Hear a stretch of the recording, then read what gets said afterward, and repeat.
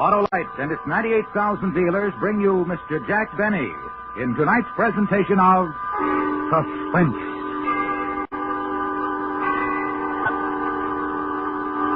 Tonight, Autolite presents the story of a successful bank robbery, including the astounding history of the unhappy man who perpetrated the crime. It's called The Face is Familiar. Our star, in his first dramatic appearance of the season, Mr. Jack Benny.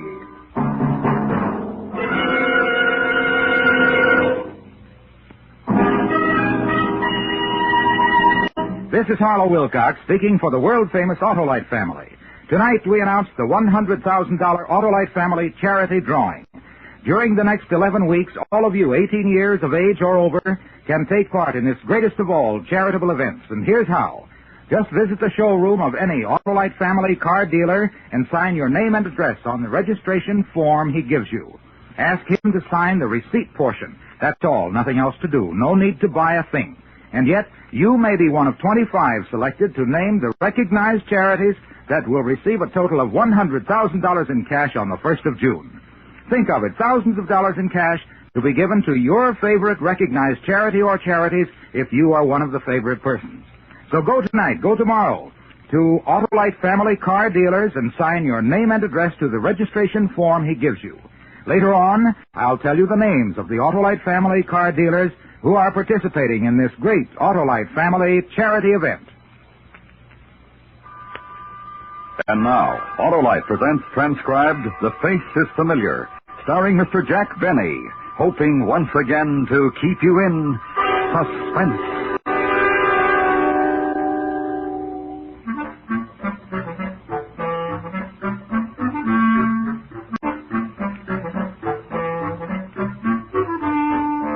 See, I still can't understand why they picked me, of all people. Me, of all people. That's why it's so hard to believe. That it all happened, I mean. But it did. It really did. Just because I like to go to the railroad station. Walk around, look at the trains, study faces. I never forget a face. I never forget a train, either. But it's easier to forget a face. For a matter of fact, I remember some faces would be a lot better for me to forget. Like Harry Edmonds' face, for instance. That's the day it all started. The day I saw Harry Edmond way across on the other side of the terminal. At the station. He was talking to a big fellow. Harry's face I remembered right away. I never saw the big fellow before. Better get going, Harry. But you can't pull off the job. I stuck up a bank before. Yeah, sure, and they'd spot you the minute you walk there. I know you, too. This is your hometown. Oh, sure, neither one of us is right. Let the boss decide. Come on. I thought about it on the train down. We need somebody new. We're not splitting this trade with anybody else. It goes three ways now. Look, if we have to, we have to. And if we wait too long, we gotta let the whole thing go until next month. Then we wait. Not for me. This town is too hot for me. Somebody is liable to recognize me. Yo-ho, Harry! Harry Edmond! Who's that? Where? Over there. Some guy calling you. Harry Edmond, you old son of a gun. Brush this guy. Well. Good old Harry Edmond. You got me mixed up with somebody else, mister. No, I haven't. I know who you are. Yeah? Harry Edmond. You used to live on 12th Street and 2nd Avenue. What city? This city. Here. Don't you remember me, Harry? Can't say as I do, so... Harry! Oh, Harry Edmond! Harry! Hey, Harry, no kidding. You remember me, don't you? Seriously, Harry. You remember Pinky Smith? He had a wart on his finger. And Alan Davenport. He had a birthmark on his neck. Well, I'm Tom Jones. I had nothing. I'm clean. Rush him, get rid of him. No, wait. I think we got our answer. Huh? I think we got the agent paid to handle some of our bank business. Harry, try to remember. Go ahead, now. Try to remember. Yeah, 12th Street and 2nd Avenue. That's right. That's right. Well, I used to live around there somewhere, but I still can't... Let me give you a hint. Go ahead. Remember Gordon's candy store on the corner? And remember the great bunch of guys who used to hang out there? Yeah? And remember those pesky kids who used to tag along? Nagging, saying, let us in. Can we come too? Always pesky. Always trying to horn in. Well, one of them was me, Tom Jones. Remember me now, Harry? What'd you say your name was again? Jones. Tom Jones. The name sounds very familiar. We grew up together. Yeah. Well, what are you doing these days? Oh, a little bit of everything. And you? Banking.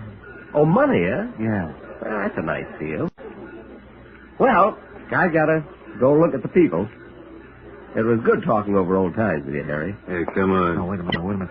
Look, you mind waiting a minute? What's your name again? Tom Jones.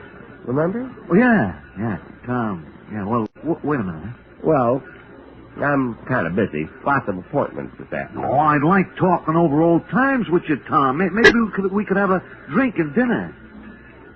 Well... On me. Oh, well, yes. Good, except that Joe has an appointment here. Joe, couldn't you break it? Wait here a second. Tom Jones. Tom, yeah. Joe, come here. Let me talk to you a second.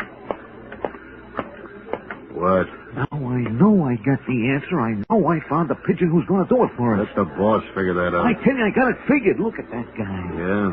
He is it. Him. He don't look like nothing. Right, he's nothing. Isn't that what we want? Nobody that anybody ever saw before. Nobody that anybody would ever think of looking at twice. Job's ready. And if we don't pull it this afternoon, we lose another whole month, so come on. Oh, Joe can make it. He is going to join us. Joe, I forgot to introduce you. Have you met, It's Jones, for heaven's sake. Yeah. Tom Jones. Tom Jones, yeah. Well, Tom, meet Joe, and don't get sore. Just a kid I grew up with, Joe. We're going to have a great time talking over old times. You know, 2nd Avenue. That's right. And your name is Tom Jones. Yeah. I must admit it is a difficult name to remember because it's so common. Don't you think so? Oh, yeah, I sure do. Oh, it'll certainly be nice talking over old times. Oh, yeah, I haven't talked over old times in a long time. Well.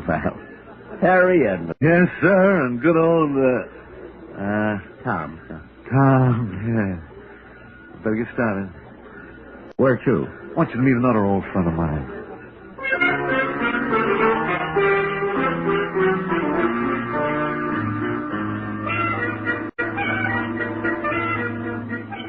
Harry must have been doing very well.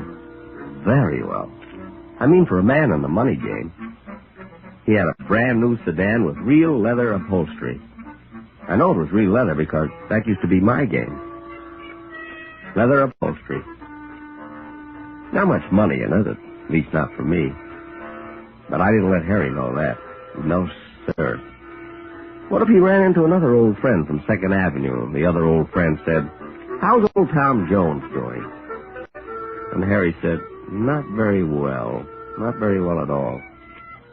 Well, that can hurt a man once it gets around. And then what happened? Well, when I came back to the main office, I said I want 40% commission from now on. Really? But, of course, that would have made me a partner, the boss said. Uh-huh. After all, Harry, I'm not the kind of a guy who can be cooped up in an office. I've been a road man. The lure of the open road. Oh, yeah. The call of the open street. See, I'm an outdoor type of salesman. Something of the pioneer kind, you know? Pioneer? Yeah, pioneer. Yeah. You see, there are those salesmen who are made for offices and those of us who get out and break the plains, so to speak. Tom, you surprise me. Oh, I could keep going for hours, Harry. Literally hours. Yeah, well, why don't you hold on to some of it till we have dinner? Oh, sure.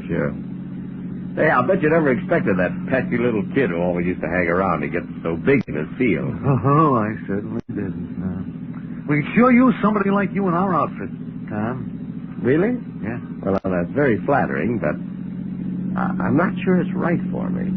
I'd have to... bet I could get you, I don't know, maybe $10,000 a year to start with. $10,000 a year, you say? Yeah?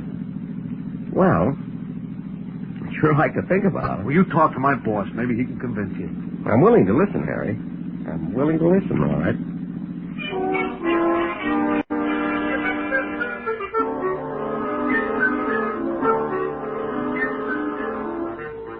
The business Harry was in was mighty successful, if the home of his boss was any indication. A beautiful big yellow house with a lovely green front door, and you could tell it was the home of a man who had worked his way up and knew what to do with what he had. Inside it was very homey. 2 fireplaces in the living room that looked like they were burning. A beautiful plaid carpet that must have been a real Oriental, and they wanted me in the business. Me, Tom Jones, of all people. Brandy, Mr. Jones? No, thanks. Thanks. Spoil my dinner. Cigar? Well... All clear valid. Oh, I can see that. I can always tell a good cigar just by looking at it. I know cigars, and faces, trains. You're a very well-informed man, Mr. Jones. Well, you're kind of unusual yourself. Why? You remember my name. Don't most people? Most people don't even recognize me. People I've known for years. Is that so? Now, don't get me wrong. It's an asset in my business. See, people who tell me no when I try to sell them something say, come back next year. But I come back next week, and they don't even remember I was in the first time. Believe me, a face like mine doesn't come along every day. I like you, Tom. Mind if I call you Tom? Certainly not, Mr. Just call me Boss. Everybody calls me that, especially people I like. And I like you. I like you, too, Boss. Then you're interested in coming into the organization? Oh, I might give it a whirl. Let's put it that way. I wouldn't want it any other way. A trial for both of us. And the pay Harry mentioned? Oh, I told him a starting salary, boy. Let's talk about that at dinner. Come on, we'd better get started. Isn't 2:45 in the afternoon a little early for dinner? We have a few errands to do. Excuse us just a minute? Oh, of course, sure.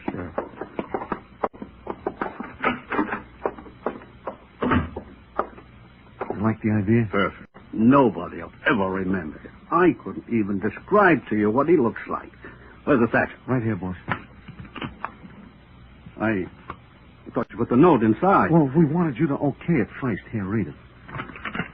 You are being covered by a gun from 2 different places in this bank. Do not send an alarm or you will be killed. Put $50,000 in the satchel. That's it. On a note.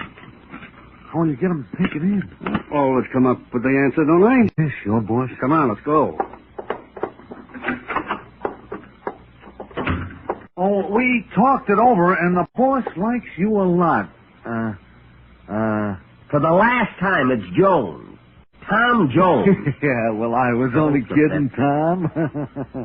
Yeah. Well, all right. We better get started. Where to first? To the bank, Tom.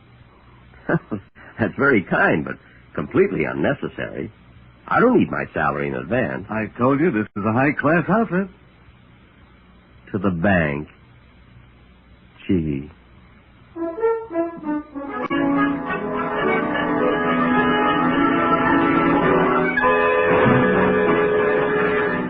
Autolite is bringing you Mr. Jack Benny in The Face is Familiar, tonight's presentation in radio's outstanding theater of thrills, Suspense.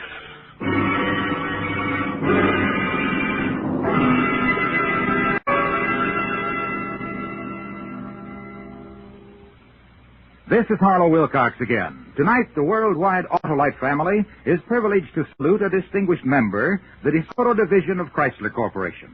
So, I've stopped in at my local DeSoto Plymouth dealers to learn all about the wonderful DeSoto's 454. Well, you're right about the new DeSoto automatics, Mr. Wilcox. They are wonderful, and for many reasons. For instance, there's the great DeSoto 170 horsepower Fire Dome V8 engine, the world's most efficient engine design. Well, explain why, Mr. Dealer. The secret's in the hemispherical design of the combustion chamber. That's where your fuel is exploded to give you power. This design squeezes every last drop of power out of your fuel. But you use regular gasoline for real economy. This, plus DeSoto's fully automatic power flight transmission, power steering, power brakes, and Autolite electrical equipment are just a few of the many reasons why the 1954 DeSoto Automatics put you ahead automatically. Thank you, Mr. Dealer. Autolite is proud of its long connection with DeSoto and DeSoto Plymouth dealers everywhere. And now, Autolite brings back to our Hollywood soundstage Mr. Jack Benny in Elliott Lewis's production of The Face is Familiar, a tale well calculated to keep you in suspense.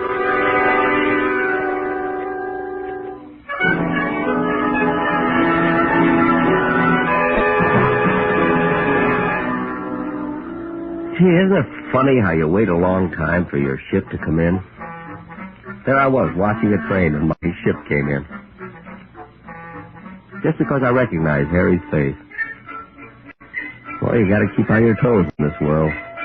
Because when opportunity knocks at your door, you gotta be all set to open it. Well, anyway, I'd opened the door, and before I knew it, we were downtown.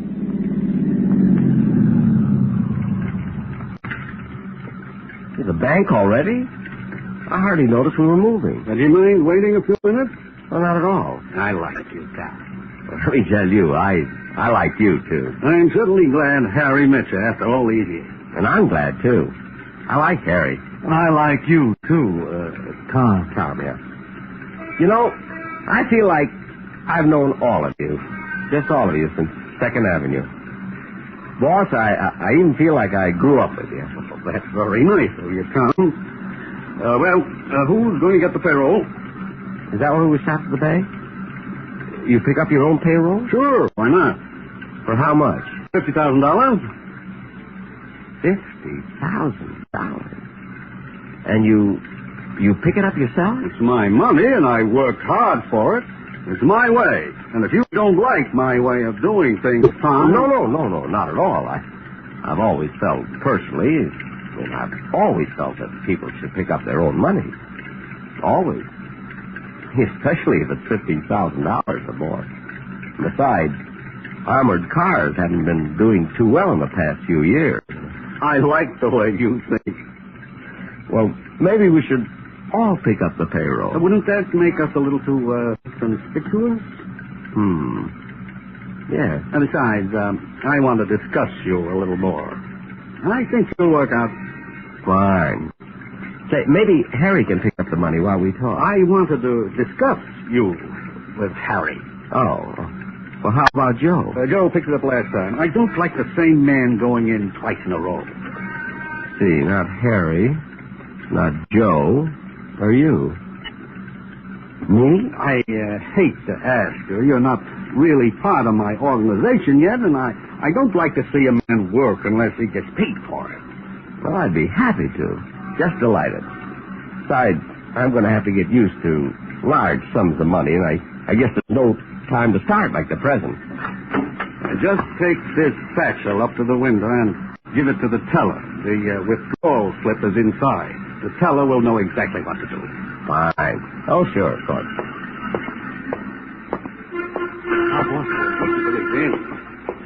Did you call me? No. Go right ahead.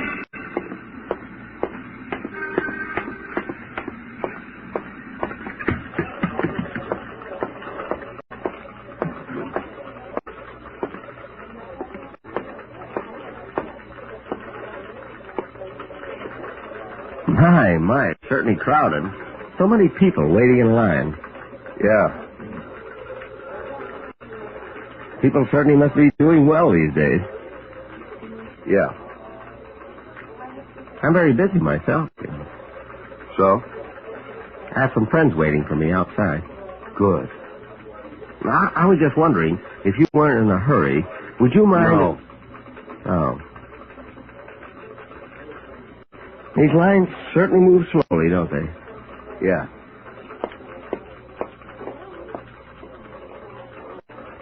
Well, he certainly took long enough at that window.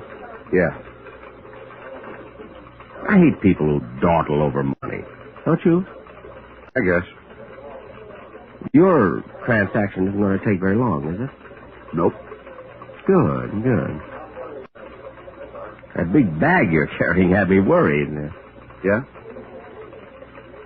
What sort of business are you in? Penny vending machines. Pennies? All those are pennies? Something wrong with pennies? Oh, no. No, of course not. Excuse me. I think I'll try that other line.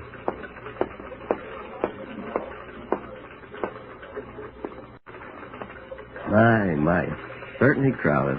I beg your pardon? I say it's crowded. For such a big bank. Wouldn't you think they'd have more tellers? I certainly do.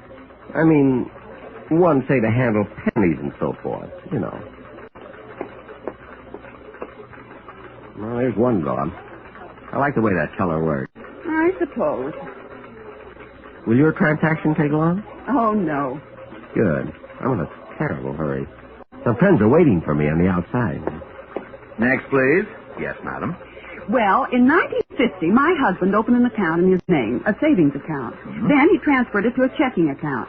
Then we split up that money and opened a joint savings account and joint checking account. But we found out we didn't really close the other savings account. Of course, we thought we did, so some of our checking deposits have been... Look, don't you think you should see the manager instead of taking this teller's time? I'll handle this, sir, if you don't mind. Oh, not at all. Not at all. Madam, would you please take this up with the manager? But if you don't mind, may I get to the window? Well...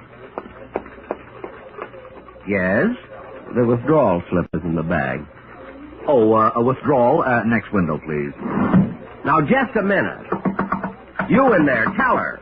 Open up. Yes, sir?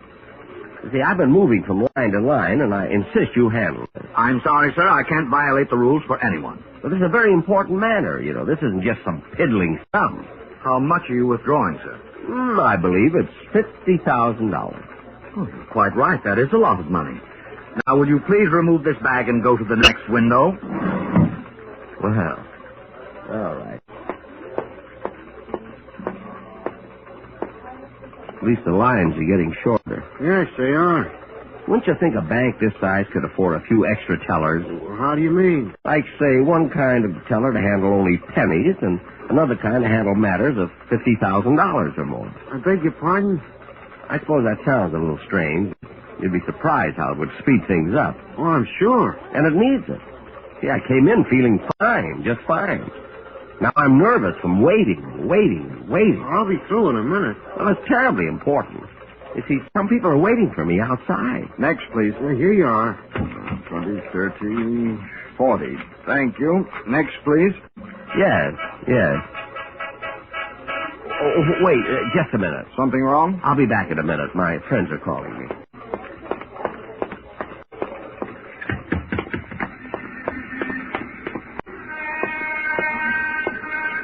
Did you fellas call me? Oh, no, go back. But someone honked the horn. I saw somebody else wave. Go back. A mistake. Just turn around and go back. You'll be here.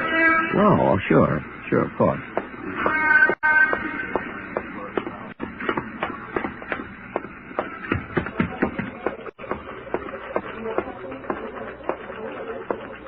All right, sir, here's the bag.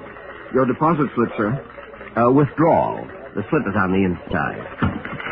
From time to time.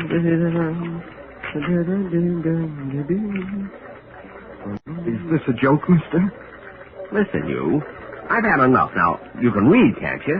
Yes, sir. Then don't dawdle. Do what it says.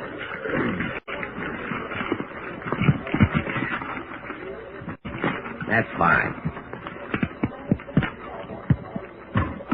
That's much better. Yes, sir.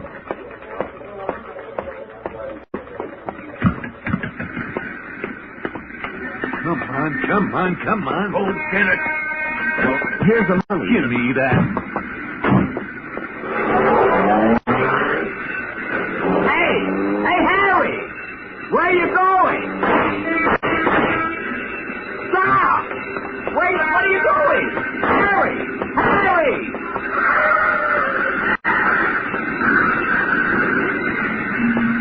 I've got him. All right, Jenkins, take some rope down there and tie their hands. I set off the alarm as fast as I could, officer. Well, come on, let's get down there. You can show me which one of those guys held you up. All right, officer. I'm sure I'll remember it. This is terrible. Step back, buddy. But it was me. It was you what? It was me, officer. Look, I took the bag in and I didn't know. Are you kidding? Tell her. Tell her, look at me. I am. She must be nuts. No, I'm not nuts. It's me. Don't you recognize my face? Look at her. Nothing like it. What did the fellow look like? Well, he had a lean face. Or slightly fat. No, lean. Oh. And brown eyes. No. Oh, gosh, I don't know. It was me. Look, blue eyes. See? Me. And I'm sorry. I'm terribly sorry. Now beat it, Bud. Now think hard. I am. But it was the most nondescript face I've ever seen. Well, that's pretty nasty if you ask me. Tell me what you remember. I can. I was standing there. I just counted out $40. Look, and I walked up to the window. Oh, it wasn't you. This fellow was about 6 feet tall. Or 5.5. 5'8". I'm 5'8". And he had a real menacing look. No, I was smiling. See, look, I'm smiling. Look. Now do you remember? Now, look here. Get out of here before I run you in. Yes, sir. Oh, I remember now. He was 6 feet tall. He had red hair. And he was carrying a gun. He had a handkerchief over the lower part of his face. And he carried a cane.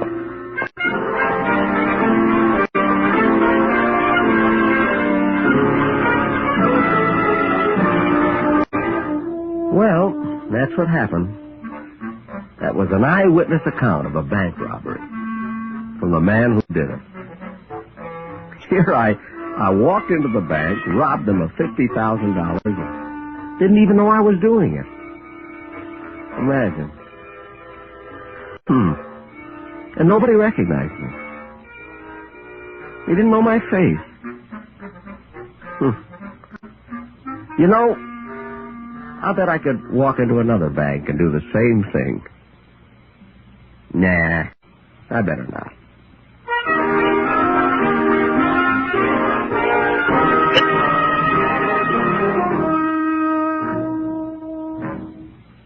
Suspense.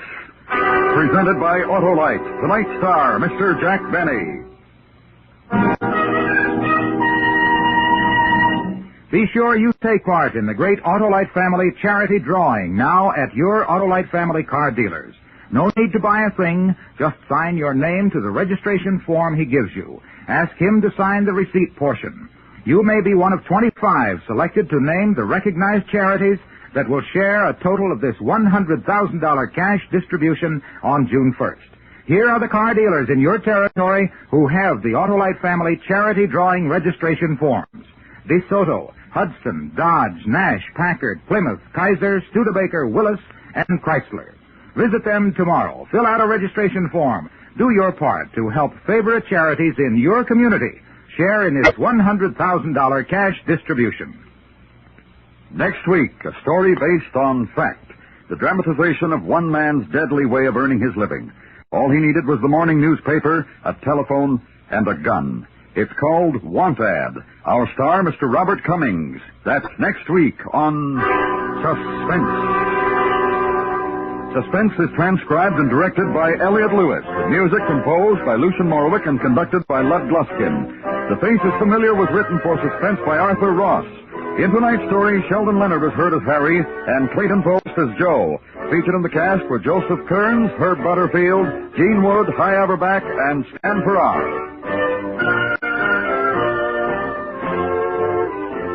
The Jack Benny Show may be heard every Sunday on the CBS Radio Network.